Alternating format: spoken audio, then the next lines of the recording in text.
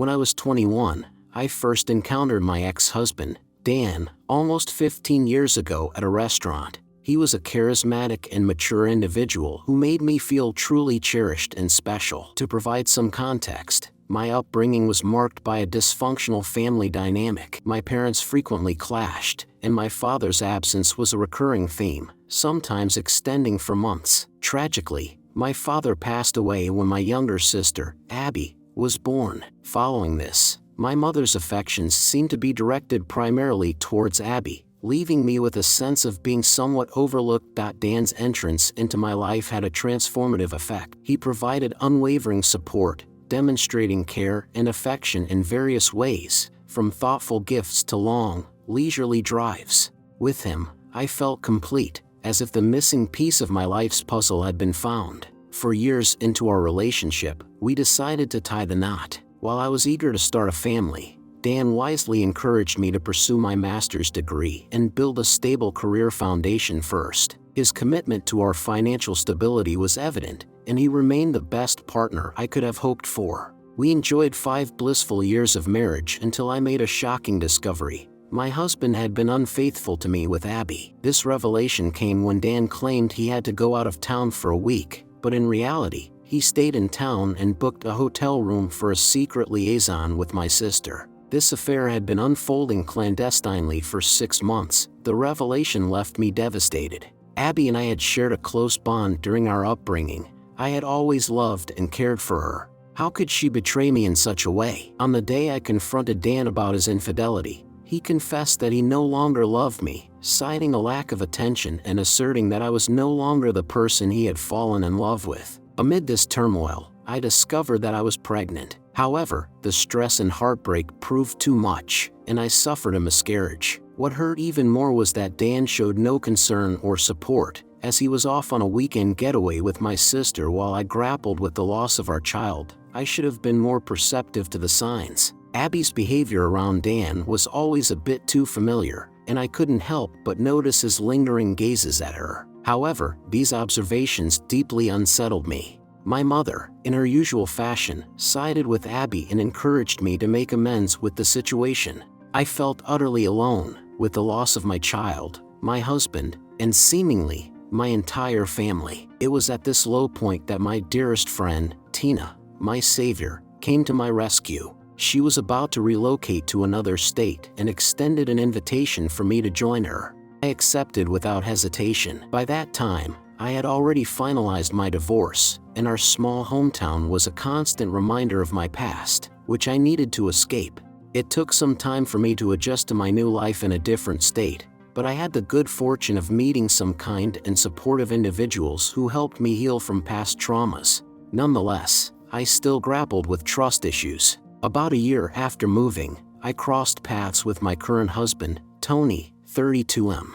I was initially cautious and guarded, but he consistently demonstrated his trustworthiness and deep love for me. With him, I found happiness, to the point where I almost forgot about the life I left behind in my hometown. His parents were exceptionally welcoming and generous individuals. We tied the knot a year ago, and I'm now expecting our first child. However, just yesterday, I received an email from my ex, Dan. It brought back a rush of painful memories. To summarize his email, he expressed missing me and mentioned his unsuccessful attempts to locate me. He conveyed his misery in his current relationship with my sister, describing her as disinterested and inattentive compared to my past efforts. He reminisced about the cakes and birthday celebrations I used to arrange for him, highlighting that Abby merely sent a text on his birthday without bothering to buy a cake. Moreover, he criticized her rudeness, lack of respect, and frequent nights out at the bar with her friends. He revealed that she had been unfaithful to him on multiple occasions, with the most recent affair involving his own cousin. Our mother, it seems, was not intervening to stop her. Dan indicated his intention to file for a divorce but admitted to missing me terribly. He proposed a fresh start as a couple, aspiring to recreate the family we once were. It's worth noting that I do not maintain a significant social media presence, apart from my private Instagram account. This might explain why he remains unaware of my current marital status and the impending arrival of my child.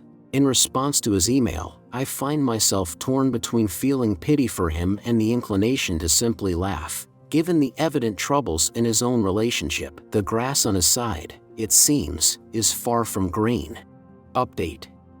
I just wanted to say thanks to all of you who messaged and showed me support. I have decided to send him an email and be done with it. It goes like, Dan, I want to express my gratitude to all those who reached out with their support during this challenging time. I've spent some time considering your recent message, and I feel it's important to respond. I'm truly sorry to hear that you're going through a difficult period, but I need to be honest with you. While there was a time when I would have readily rekindled our connection, that time has passed. It came to an end the day I experienced the heartache of a miscarriage, and you were involved with my sister during that trying period. Despite my attempts to reach out to you, you didn't answer my calls. Since then, my life has taken a new direction. I've found love, happiness, and unwavering support with a wonderful man who values and cherishes me. We're excitedly expecting our first child, and I'm eagerly stepping into this new chapter with someone who deeply cares about me. With that in mind, I kindly request that you refrain from contacting me in the future.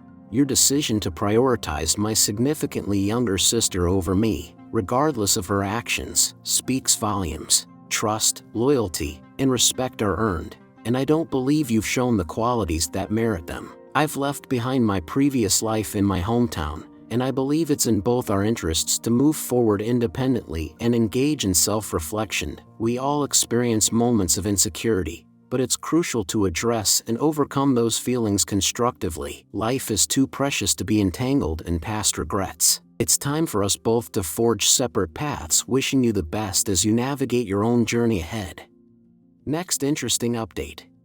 Many of you have been curious about his response, so here's what he wrote back within an hour of my email. He mentioned feeling foolish for thinking I'd still be waiting for him and claimed that he'd always be willing to wait for me because, no matter what, I'd always be his baby doll. It made me cringe. He used to call me that, but now it just feels repulsive. I also received emails from both my mom and my sister. My mom offered her congratulations and expressed her excitement about becoming a grandmother, and my sister did the same, declaring herself the cool aunt. It's hard to believe how quickly they've forgotten how they treated me when I needed them the most, not to mention the betrayal I experienced. I spent a long time crying after reading your comments. It's become evident that my sister and I may have been manipulated by that man, which makes me feel incredibly naive. I know I shouldn't harbor anger towards my sister, but it's challenging not to when she was old enough to understand the wrongness of having an affair with a married man, especially someone who happened to be her sister's husband. I've made the decision to block all of them. I'm already 5 months pregnant, and I don't need any more stress. I'm immensely grateful for my husband, who has been a pillar of support throughout this ordeal. He comforted me when I was in tears and even took me out for ice cream. I'm hopeful that, with time, I can move past this difficult chapter in my life. Third update. I'm feeling much more composed now, and I believe I can provide a more detailed update. First and foremost, I want to express my deep appreciation for all the support I've received. It's been invaluable during this time of need. Receiving that email from my ex hit me like a ton of bricks, triggering a flood of painful memories and emotions. I believe it's only fair to offer you all a comprehensive update. After I sent my response to him, my ex replied within an hour, essentially repeating what I had mentioned in my previous update. A few hours later, I received 2 emails, both from my mom and sister. They reached out to me through an old email address that I rarely use these days. I'm not entirely sure how they learned about my pregnancy, as I've been keeping a low profile. I haven't shared any baby bump photos on social media or made any public announcements. My only active social media account is Instagram, and that's primarily for keeping up with friends. Their contact attempt frightened me, and I broke down in tears on the spot. Fortunately, my husband, Tony, was with me at the time.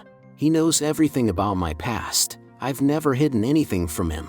I was concerned about the possibility of my mom and sister tracking me down, but Tony reassured me that we're hundreds of miles apart, living in opposite parts of the country. He comforted me, put me on the couch, and held me close. took a couple of ice cream cones and some comforting words to finally calm me down. I shared my concerns about my mom and sister potentially demanding to see my baby, who's a girl, with Tony. He assured me he'd handle the situation by speaking with his uncle, who is a police officer, and seeking legal advice from a lawyer friend. He emphasized that my ex couldn't harm me anymore and even made a light-hearted comment about moving to another country if necessary. On another note, someone in my previous post suggested alerting the daycare about my mom and sister in case they attempt to take my baby. However, my plan is to quit my job, focus on caring for my baby, and allow myself time to heal after giving birth. I have substantial savings in my personal bank account, and this decision is entirely my own. I intend to return to work once our little princess is a bit older. My in-laws have been amazing. Both my mother-in-law and father-in-law live nearby and have offered their assistance with my child. In addition to my in-laws, I have a strong support system. My friends Tina and her wife, Jenny, have essentially adopted me, and they are genuinely good-hearted people who have always been there for me. While I cannot predict the future, I am grateful for the presence of kind and supportive individuals in my life that I never had growing up. For now, I'll sign off and enjoy my husband's pampering. If any significant developments occur, I'll make sure to keep you all updated. Rest assured, my ex, sister, and mother are all blocked from contacting me. Next interesting story, my 28M girlfriend, 26F, of nearly 7 years confessed to me 5 days ago that she cheated on me 2 years into our relationship. Before the story, I will ask you to subscribe to the channel. It is very important.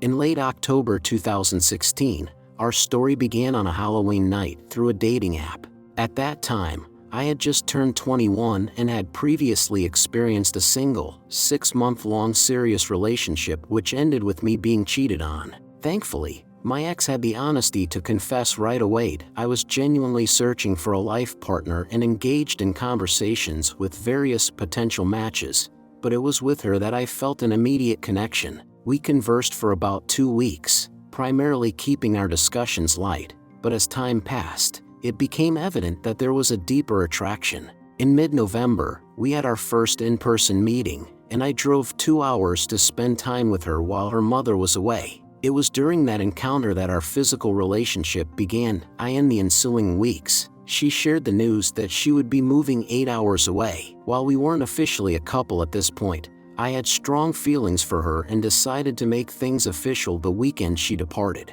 I reassured her of my commitment to visiting her, and we managed a long-distance relationship for 2.5 years. I even overcame my fear of flying to visit her for the first time. We've been living together since the summer of 2019, and until just a few days ago, we were on the verge of renting our own place. Throughout our journey, I never had reason to suspect her faithfulness because of the genuine care and support she showed, not only to me but also to my family. We've shared many significant moments in each other's lives, from graduations and parents' weddings to vacations. A few months ago, we even adopted 2 cats together. The past 2 weeks have been particularly enjoyable as we've been venturing out more. For the first time in years, I felt content with my life and eagerly looked forward to the future. Then, on a typical Sunday morning, she attended church while I enjoyed some extra sleep. The call came around noon, and the tone in her voice was deeply distressed. She asked me to meet her in the car, and I thought it might be related to an argument with her friend, with whom she usually attended church. I couldn't have anticipated the true nature of her message. Sitting in her car, she was already in tears. "I love you now more than ever," she said. I can't recall her exact words, but she began to share the painful truth. On Halloween night in 2018, she attended an event with 2 coworkers, a male and a female. After the event, she dropped off her female coworker, who lived closest to the drop-off point. She claimed she was extremely tired by this point, as it was close to 2 a.m. Somehow, her male coworker ended up driving her, and by the time she realized it, they were in a parking lot, and she didn't know where they were. She went on to explain that she had never harbored any attraction to this coworker, nor did she have any prior interest in him. However, he had become increasingly insistent about pursuing a physical encounter. Reflecting on what happened next is deeply unsettling for me. He pressured her into making out, which she found repulsive, and when she attempted to stop, he continued to push for more. Eventually, they moved to the back seat, where things escalated further. According to her, she began crying shortly after, and when he noticed her tears, he stopped, took her phone, and blocked himself from her Snapchat. She continued to work alongside him for a time, but she claims they had no further contact, and she consistently avoided him. From her perspective, she felt cornered and confused, and, under pressure, she gave in to an encounter she never wanted. My girlfriend is a kind, shy, and reserved person, and she believes she was coerced into the situation. I find myself struggling to reconcile these facts, that she cheated out of pity and weakness, rather than genuine attraction. While I believe her explanation, it doesn't erase the fact that it happened and that I've been kept in the dark for 5 years. Once this revelation sunk in on Sunday night, we had a difficult conversation, and I asked for some space, which she respected. She stayed with a friend for the following 2 nights. On Tuesday, we discussed the situation further after work, and we both decided to attempt to work through this. She moved back in that night, and we've been working on rebuilding our relationship since then. Despite my continued love for her, I can't help but feel that something is amiss. It's not just about trust, there's a deeper concern. The past 2 nights, I've had nightmares, which is unusual for me. Both dreams featured themes of betrayal by her or feeling inadequate. I'm struggling to determine the best course of action. I genuinely want to make things work, but trust is broken, and I'm uncertain if it can ever be fully restored. I'm worried that staying together might lead to a negative outcome for both of us. I'm grappling with the decision of whether to risk the pain of potential future hurt or face the pain of letting her go. I haven't confided in anyone about this, and I would truly appreciate advice from individuals who have experienced similar situations or anyone who can offer valuable insights. How do you like these stories? Write your opinion in the comments. Let's get 1,000 subscribers. I really need it.